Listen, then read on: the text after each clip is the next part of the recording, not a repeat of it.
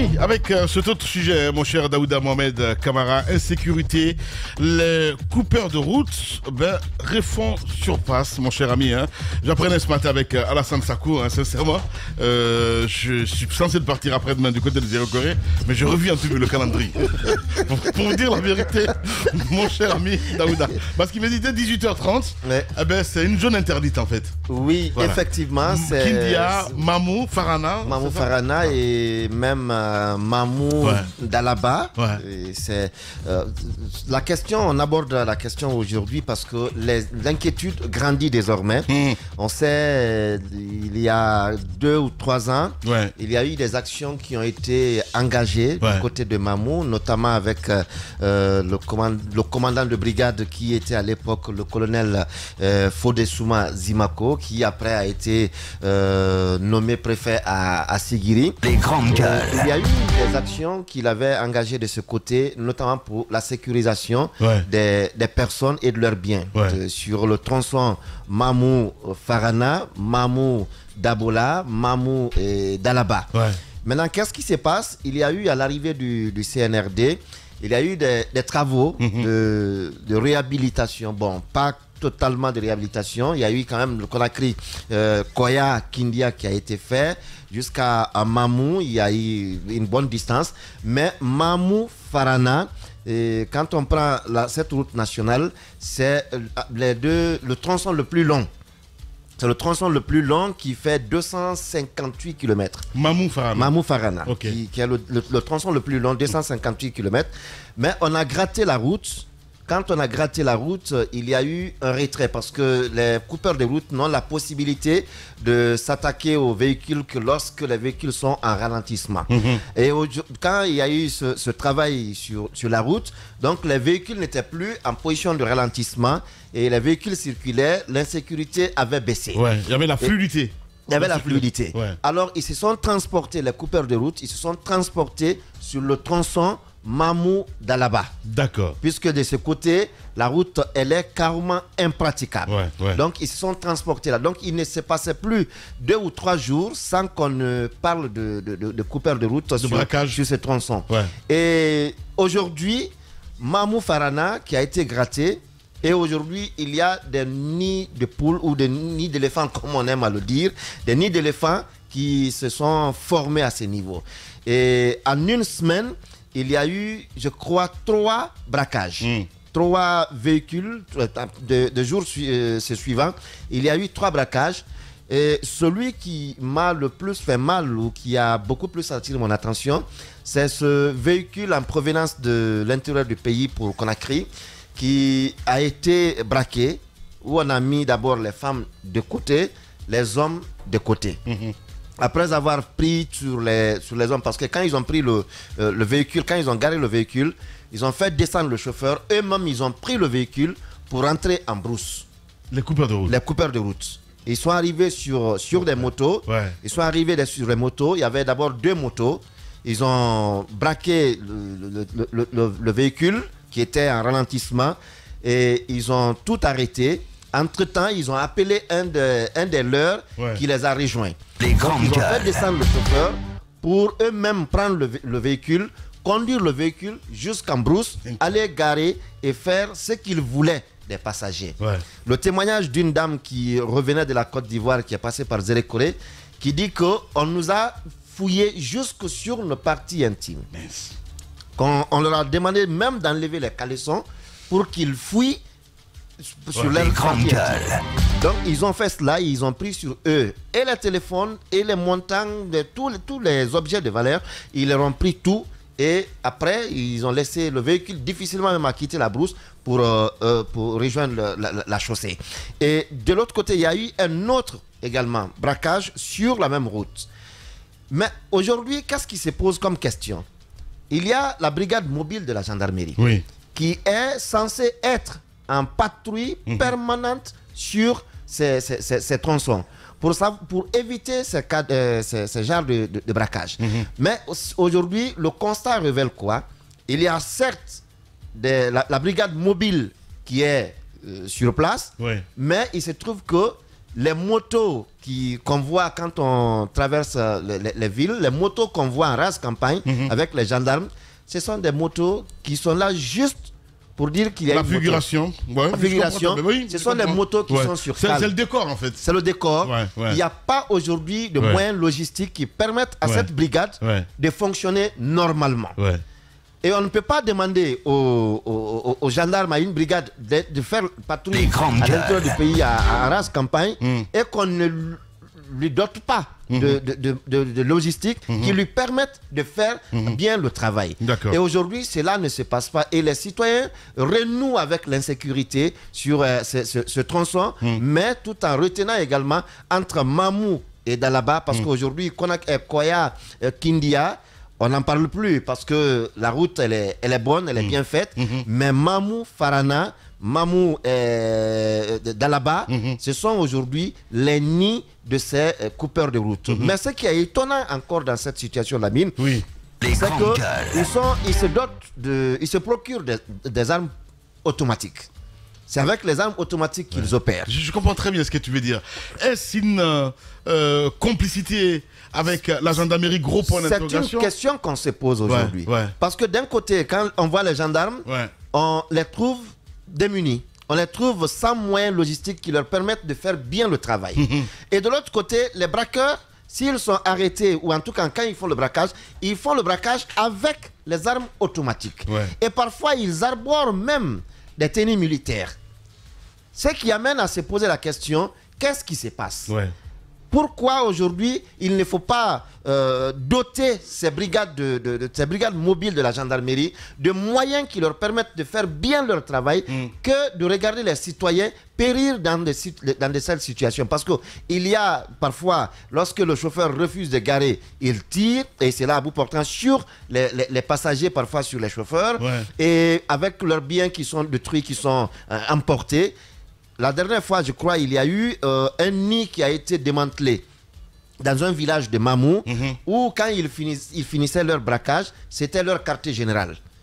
Ils y viennent et ils séjournent quelques jours. Certainement, il y a eu des dénonciations. Oui, effectivement, c'est les populations qui ont découvert et qui ont alerté les services de sécurité. Donc, quand ils finissent le braquage, ils y restent 1-2 jours, parce que quand il y a eu ce démantèlement, il y a eu des armes qui ont été prises, il y a eu des munitions, des uniformes de militaires qui ont été retrouvés là, comme pour dire que il y a bien aujourd'hui d'équiper la brigade mobile pour faire le travail. Surtout qu'il y a une création de PESIG, c'est bien cela? PESIG également, effectivement. Il y a la brigade mobile aussi. Oui, il y a aujourd'hui au niveau de la gendarmerie, il y a beaucoup de, je sais pas, il y a beaucoup de services, beaucoup d'unités qui sont créées, mais il ne suffit pas de créer les unités. C'est l'efficacité qui compte. Il faut aller à l'efficacité. Parce que les effectifs ne sont plus ceux qui peuvent permettre de faire efficacement le travail en race campagne. Il n'y a pas assez de gendarmes qui soient mis de ce côté.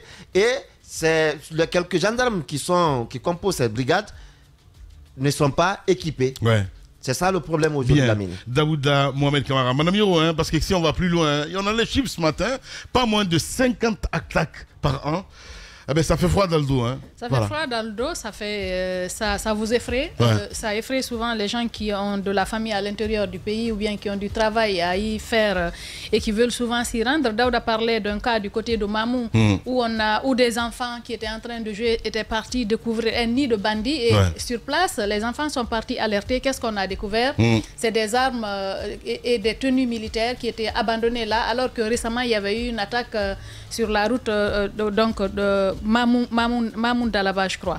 Mais je pense que, vous l'avez dit, c'est bien de mettre des brigades mobiles, mais faudrait-il qu'elles soient équipées Justement. Et que ces brigades aient les moyens qu'il faut pour pouvoir intervenir. Parce que les brigades qui sont sur la route à l'intérieur du pays, c'est pour contrôler les documents de voyage. Parfois même les motos par exemple, on interpelle qui sont là, voiture. souvent sont en panne et tout. Quand on signale un véhicule qui ne s'arrête pas, la moto est derrière vous pour vous dire revenez s'il y a des choses à payer et tout. Je pense qu'il y a plus important. Souvent, elles ne sont même pas opérationnelles, ces motos. Justement, il y a plus... Même pas souvent. Ces motos sont sur cale. Bon, ok. Il y en a qui marchent. Il y en a pas. Sur 10, il n'y en a pas 2. Non, quand je dis il y en a qui marchent, par rapport ce matin, Ce matin, quand même, j'ai essayé de joindre M. Camara du côté de la gendarmerie nationale. Il m'a dit qu'il allait me revenir. Or, il est 10h40 pour l'instant, pas de réaction, donc je ne comprends pas. Voilà. Oui, peut-être ça ne dépasse complètement. Je pense qu'il faut creuser, il faut aller plus en profondeur par rapport à ça. Vous savez, moi, ces derniers temps, quand je vois les attaques qui sont perpétrées, des hommes en uniforme qui essaient d'opérer avec des tenues, avec des armes, alors que nous sommes sous un régime militaire, avec des jeunes quand même qui sont censés. Je me dis, est-ce que c'est pas, ils font pas exprès pour joser un peu le niveau de réactivité de ces hommes en uniforme qui sont au pouvoir, parce que vous ne pouvez pas vous permettre de faire des attaques à main armée à tous, je veux dire tous azimuts, vous en prendre aux citoyens. Vous voyez n'importe qui. Moi hier j'ai eu une telle frayeur. Vous voyez, au moment où on est en train de rechercher Claude Bivy, je gare ma voiture, je vois deux hommes bizarres en tenue avec tout ce que vous pouvez imaginer qui viennent frapper à ma vitre comme ça. Madame, s'il vous plaît, on a une urgence. Est-ce que vous pouvez nous aider? Je les regarde, je dis, mais quelle urgence? Je ne suis pas à l'armée, je ne suis pas à la tête de l'armée. Non, je dis, s'il vous plaît, moi j'ai une urgence. Je devais envoyer quelqu'un à l'hôpital. Les grandes gueules. Des individus comme ça, habillés, qui devraient normalement inspirer le respect. Un homme en uniforme, ça doit inspirer le respect. Et quand je vois que vous avez des gens qui s'en prennent aux citoyens, ces derniers temps, si vous avez remarqué à Conakry, ici à 2 endroits, du côté de Kobaya, il y a eu des attaques à main armée. On vous parle d'une dizaine de personnes en uniforme qui viennent, qui s'en prennent à de paisibles citoyens. Ça, c'est une façon de joser le niveau de réactivité des hommes. Pour vous dire, si un vous bras êtes, d'honneur, si carrément. Si vous êtes réellement des hommes en uniforme, faites quelque chose, parce que nous venons, nous nous en prenons à vos populations que vous êtes censés protéger, et puis derrière, rien ne se passe. Nous voyons quelques arrestations qui se font d'individus, mais je me dis que c'est des mises en scène. Un peu à la télé. On montre des gens qui ont peut-être un pistolet, qui ont des stupéfiants, et puis ça s'arrête là. Mais ces gros bandits, armés avec des tenues, avec avec des armes lourdes quelquefois, qu'est-ce qu'on fait derrière pour mettre la main sur eux? Moi, c'est la grosse question que je me pose. Sommes-nous réellement en sécurité? C'est une question qui mérite aujourd'hui d'être posée par les citoyens guinéens. Tout le monde se pose cette question. Allez-y, mon cher Félix. Écoutez, Lamine, la question sécuritaire, c'est une grande préoccupation pour les États, pas qu'en Guinée, même ailleurs. Mais à la différence, c'est une question de volonté politique. À Siguirinka, on vous dit qu'en un mois, il y a eu 17 attaques à main armée, dont 6 morts dans un pays, dans un État. Et si vous ajoutez aujourd'hui les statistiques concernant ces cas de coupeurs de route, vous posez finalement la question, sommes-nous en sécurité? Mais moi, je dis simplement que c'est une question de volonté, de manque de volonté politique. Je vous donne un exemple. Quand il y a eu évasion le 4 novembre dernier, vous avez vu l'armada que l'État a déployée pour rechercher les fugitifs. Si sincèrement l'État avait cette volonté derrière de lutter véritablement contre cette question de couvert de route ou cette question d'insécurité, peut-être qu'on n'en serait pas là aujourd'hui.